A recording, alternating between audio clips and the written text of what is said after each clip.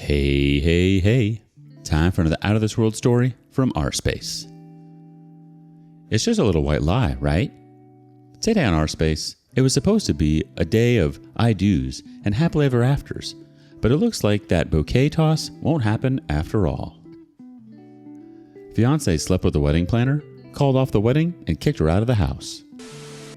Today was supposed to be my wedding day and the happiest day of my life, getting married to the love of my life. But see, here I am on this thread, penning down my miserable life. I, 37 male, was about to be married to Brianna, 29 female today. I had proposed to her a month ago, and she was elated about it. We've been seeing each other for almost 2 years now, and I felt it was time for us to exchange vows. You see, I'm more of a boring and introverted nerd of sorts. If you ask me to plan an event, I would most likely put together the most basic stuff and get done with it. So when she proposed to take the charge, I happily handed over my credit card to her. That was my contribution to our wedding. Brianna wanted to hire a wedding planner for the big day. She was involved in every basic detail of the event. I wanted the wedding to be in a month, but she said it would take at least 3 months to pull off the kind of wedding she wanted. I agreed to have it her way. I met the planner once to seal the deal, and the next time I met them, my world crashed. Brianna shortlisted 2 wedding planners for me to meet and finalize one. We finalized Mira. She was damn good at her business. That was it, I know. The preparation was going on. I got busy at work, trying to wrap up my work before the wedding. We had planned for a week-long honeymoon to Paris, so before that, I had to wind up my work. Brianna used to update me on the progress, and I was cool with that. The planning was going on fine. Then one day, Brianna told me that Mira met with an accident and fractured her knees. She was on cast for the next 6 weeks. In her absence, her stepbrother would be stepping in to take care of her work. A few days after this, I asked Brianna if everything was going okay, and she said yes. Mira's brother was handling it well. 2 weeks before our wedding, the venue we had earlier decided had to be canceled due to a sudden rain predicted on those dates. It was an outdoor location, so we had to switch to something indoor. They shortlisted the banquet hall of a 5-star hotel. Brianna asked me to spare some time to visit the new venue and write a check to them. I took 2 hours off from work, picked up Brianna, and drove to the location. Mira was there with her brother. She had recovered from her injuries, but her brother was still handling the arrangements. We 4 were waiting for the manager in charge of the booking to arrive. A few minutes later, a middle-aged woman arrived. She introduced herself as the banquet hall manager and straight went to greet Brianna, saying, "You must be the bride. The glow of your face speaks of itself." Our friend was also saying that Brianna had been glowing ever since I proposed to her. While the wedding could be a reason, there were other factors too. Brianna turned pale on seeing that lady and was cutting her in between. After hugging Brianna, that lady greeted Mira's brother and said, "You're a lucky man to have such a gorgeous woman as your fiancée. No wonder you're unable to take your hands off of her." Brianna grinned and intervened. "There must have been some misunderstanding." The lady, trying to assure Brianna, said, "Oh, don't be embarrassed. You guys are so much in love and going to be married soon. I run this hotel. I see so many couples making out in the elevator every day, so no big deal for me." Mira sensed the discomfort in the situation and pitched in, but it was too late. She said, "Okay, we were here to discuss the final quotation of the venue." I stood up and left without saying a word. I couldn't sit there pretending nothing had happened. I understood what exactly had been going on there. Brianna ran behind me, trying to stop me. I closed the elevator on her face, rushed to the parking lot, and drove off. I could see her chasing my car in the basement. That 15-minute drive to work was the most difficult drive for me. My phone was constantly buzzing with her calls and voicemails. I reached the office but was really not in a condition to work. I requested in the reception not to forward any calls or meetings for that day and canceled all the impending ones for the day. After like hundreds of missed calls from Brianna, I responded. It was all about, "That's not how it sounded. There's a misunderstanding. That lady admitted that she might have mistaken me for someone else. She wants to apologize to you. Could you please come and meet her once again?" I said, "I'm no fool here." She insisted that I meet the woman once again to clear the confusion. I hung up without saying anything. I didn't respond to her after that call. In the evening, I got a call from Mira. She said she was sorry to interfere in our personal matter, but she also requested me to meet that woman and see for myself what she had to say. I said, "I don't know. I'm not in the right state of mind right now." After thinking a lot about it, I decided to give her the benefit of the doubt and meet that woman. I didn't tell Mira or Brianna about it. The next day, I again went to the hotel and asked for that lady. I was escorted to her cabin and she apologized to me. She said she might have seen someone else and mistakenly took it for Brianna. I was convinced by her reason. I mean, she could be confused by one person, but not both of them. She said maybe I saw Brianna and that young man together during their site visit, and next instance I saw some other couple making out and got confused. I asked her if she could show me the camera footage of the elevator on that day Brianna visited the venue.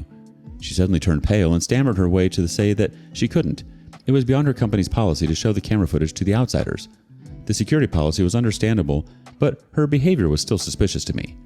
I asked her why she was explaining herself and why she needed to be so apologetic. She said she was worried about getting fired from her job if Mira complained about her big-mouthed behavior to the hotel owner. The hotel lost its bookings due to her nosiness. I said, look, I don't believe your reason at all, but if you're worried about your job, I can assure you that it won't be affected. I called Mira right in front of that lady and told her I was canceling the booking for the venue, and she wouldn't do anything to jeopardize that lady's job. Mira asked me if I had met that woman. I said yes, and she has cleared the confusion from her end, but I still want to call off the wedding, and it has nothing to do with the hotel manager. Mira said okay and hung up. That woman thanked me for it. While I was leaving, she asked for my card. I gave it to her. Later in the evening, I got a call from her, and she told me that she had actually seen Brianna with that wedding manager guy, and there was no confusion. She had agreed to lie to me to save her job. Brianna had begged her to lie, and even softly threatened her that she would complain to the management about her nosy behavior. I asked her why she is speaking the truth now. She said I was kind to her, and she wanted me to know the truth because she had a broken house due to a cheating husband. She understands the pain of betrayal. Fair enough. I didn't tell anyone about this. I'm not that social of a guy. My work keeps me busy. I have a close-knit bond with my siblings, but I didn't tell them or my mom either. Meanwhile, Brianna kept sending me cute texts and selfies. I'm yet to block her or even confront her about the truth. Though I understood the truth on the very first meeting with this lady. Meeting her for the second time got me thinking about Brianna's cruelty. How could she stoop so low to threaten the woman for her job and force her to lie? Now I wonder if I really know the woman I was supposed to be getting married to today. The joys of wedding planning. They say it's the happiest day of your life. From will you marry me to will you lie for me? In just a few dramatic scenes. Brianna, the blushing bride-to-be, turned master manipulator, pulling strings like she's auditioning for the lead role in How to Lose a Groom in 10 Days. Well, you're sure to lose one when you're fooling around in an elevator with someone other than your fiance. Edit 1. I didn't go home on D-Day. I spent the night at my office. The next day I met the woman at the hotel and things became crystal clear. That evening I called Mira and asked her to come down to my office. When she was here, I told her I wanted to terminate the contract. I was ready to pay whatever it was under their policy and some extra compensation for her loss, but she politely refused. She charged me whatever was within the contract. She even gave me an extra refund out of empathy. But I think it's her guilt because our life got screwed because of her low-life brother. She said she would initiate the exit formalities and mail me. It was sorted.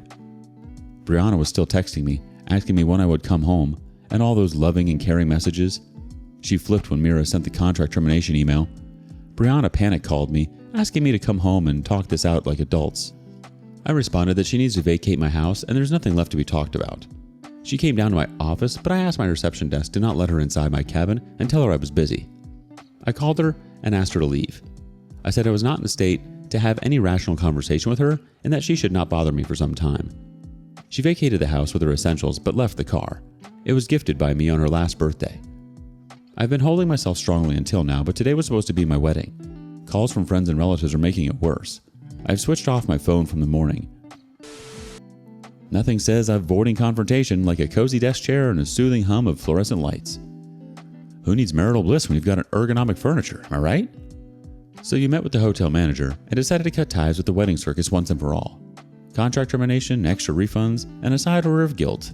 Sounds like the perfect recipe for bidding farewell to matrimonial mayhem. Update 1. I spent the next week living in a cocoon, limiting my conversation only with my senior staff for work-related stuff. I asked my wedding planner to do me a favor and send the cancellation email to all the guests who were invited. That led to a flooding of calls and texts for pretty much everyone. My side of people were worried about me. Her family and friends were behind me for reconciliation. Brianna was still telling everyone that I had called off the wedding over some stupid misunderstanding. I let it be. After a week of sulking and brooding over my sorrows, I had to move my butt to work. I don't have the luxury of just moving out of the city and disappearing like others I read on this subreddit. I wish I had that luxury. Now I'm cursing myself for even trying to get into this love crap. Gladly have been away from all these for so long, I should have been that way. My friends were right in saying I'm late for the wedding bells. It has to do with my family setup. My dad passed away when I was in college final year, leaving his manufacturing business to me. I have a sister and a younger brother. Sister was in freshman year when Dad passed away and my brother was still in high school, so eminently everything came to me. Our business was not sort of a multinational level that could operate with the board and trustees without the owner's presence. It's a mid-sized manufacturing business where someone needs to actually run the show to survive. I was quick to jump into the boat and take it over. We had no other option. We had a house mortgage and a college education to fund my siblings and support my mom. She is not a working woman.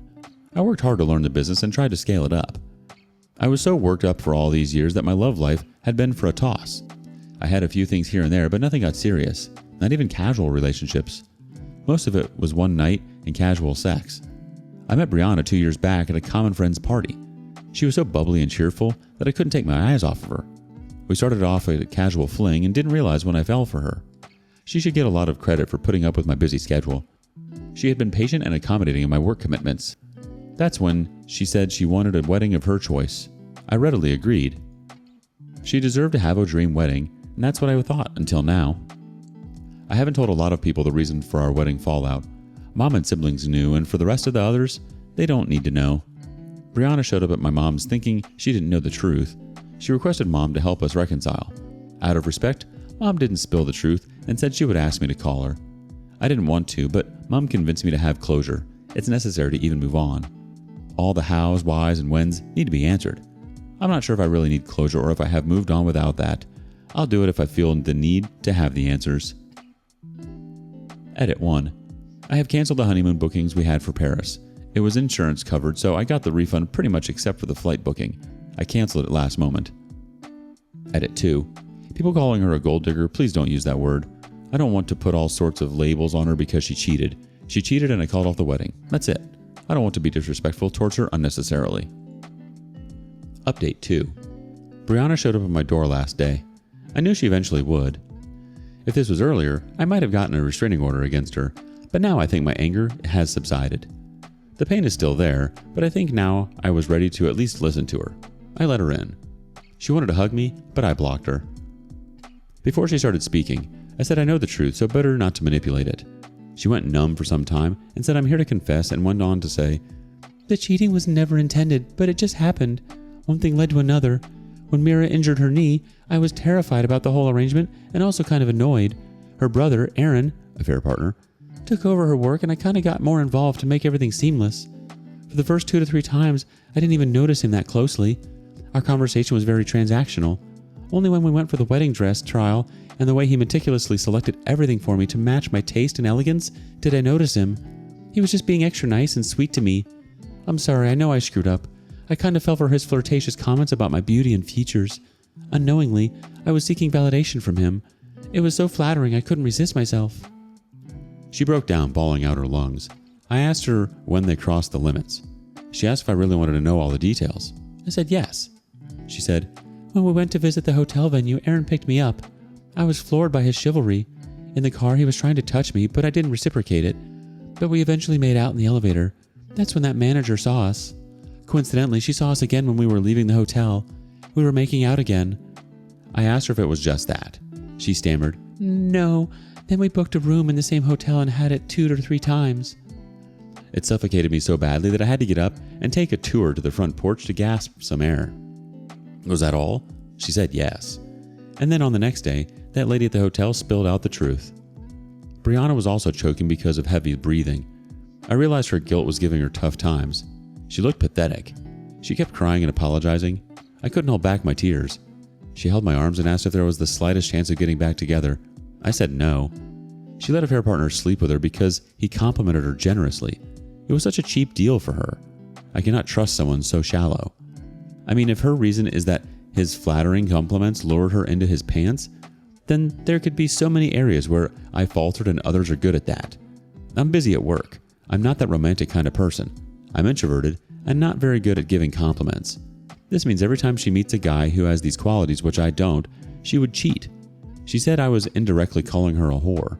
I said I'm not putting any label on her, but speaking the facts. She has never cheated on me for all these years, and she had never found me incompetent and said my love was just enough for her. I wish it was, but it's not.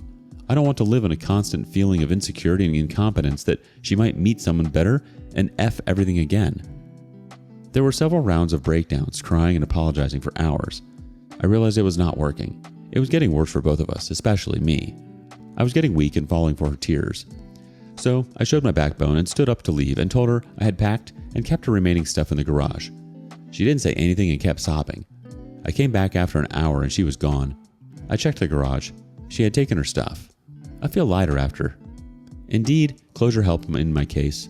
I didn't think I needed it, but glad I listened to my mom and gave it a shot. The classic confession at the doorstep scenario. Nothing says welcome back like a tear-stained apology and a side of betrayal. Update 3.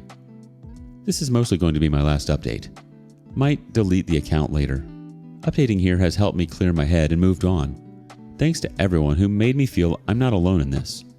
I've unblocked Brianna, but I've also made it clear that we are not going to be together. She understands that now and doesn't bother me. She also confessed the truth to her parents, who then called me to apologize. After I canceled the wedding, they were literally threatening to hunt me down. After knowing the truth, they were sorry about that. I said it was fine and understandable. I have no harsh feelings for them. Now that my anger has subsided, I feel maybe I too have a role to play in this cheating. I need to work on expressing my feelings and letting my loved ones know how much I love them. Communication has been my problem. I love my family and would give my legs and arms for them, but rarely have I told them that I love them. Same for Brianna. I loved her more than anything else, but was not generous in expressing that feeling. She's the prettiest woman I have seen yet. I didn't tell her this enough. I'm not justifying her cheating at all. Neither am planning any reconciliation, but I feel this to be my incompetence. I've scheduled an appointment with the therapist and looking forward to working on this aspect of my personality. I don't wish for any serious relationship now, not least in the near future. Heartbreak is hard. It's dang hard. Thanks for reading this and engaging on my post. Appreciate all the comments, good and bad. Oh, the bittersweet symphony of closure. It's like breaking up with your problems and making up with yourself. Kudos to you, OP, embarking on a journey of self-discovery that's more cathartic than a therapy session with Dr. Phil. May your heartbreak be but a footnote in the grand epic of your life, and may your future be filled with love, laughter, and maybe a few less elevator make-out sessions. Cheers to moving on, moving forward, and moving up in the game of life. Thank you for joining us today on rSpace. Be sure to like and subscribe and hit that notification bell so you don't miss out on our next video. See you soon!